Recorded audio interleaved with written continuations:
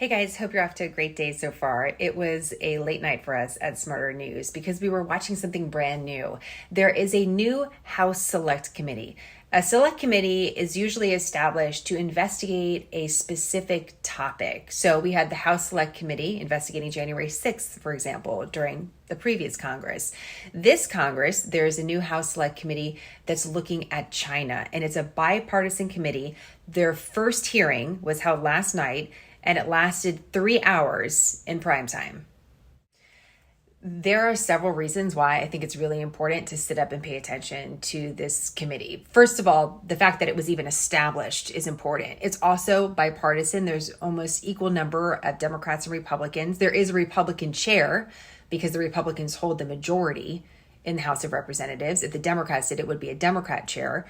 But the partisan divides that you often see in hearings, even when they're looking at a single topic, just weren't highlighted as much here. Democrats and Republicans were really focused on interviewing this panel that sat before them about all sorts of topics related to China.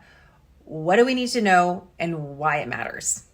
Post a couple sound bites that I thought were particularly interesting. Obviously, I know a lot of you don't have time to listen to the full 3-hour hearing, and there's many that we could choose from. But here's the bottom line. The drumbeat on China is growing louder from the US government. Of course, we had the spy balloon that got our attention. And now we have talk of potential lethal aid going to Russia from China. You have the Secretary of State, the National Security Advisor, the President of the United States, the Director of the CIA, the Director of the FBI, multiple members of Congress, now all talking about China in a variety of different ways. When you start seeing the consistency between political parties and amongst the highest levels of government, we need to sit up and pay attention. I talked about this quite a bit on Scoop this week, which is why I'd love you to become an insider, because it allows me to go behind the headlines and talk a little bit not only about the timing of some of these stories, but how they're being presented. It's never just about a random new Marine base in Guam that's a little closer to China, or new U.S. military bases in the Philippines, again, a little closer strategically to China, or suddenly the FBI director just over the last 24 hours saying, yeah, we actually do think that the COVID-19 pandemic originated from a lab leak in China. This follows a Wall Street Journal report saying that the Energy Department feels the same way.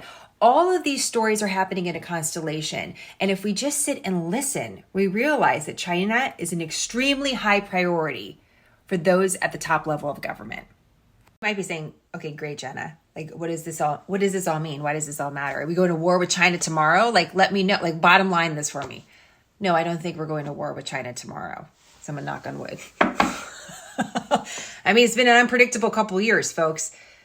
What I want to do at Smarter News is something different than the typical news sources are doing. We can't just throw headlines. We have to put them in context. Just being aware of these multiple stories and a similar theme from them puts you leaps and bounds ahead of others in understanding the current state of affairs that we're in. So I'm just saying, let's pay attention. Let's watch what comes next. We're noticing a pattern. We want to make sure that we're eyes wide open and looking ahead.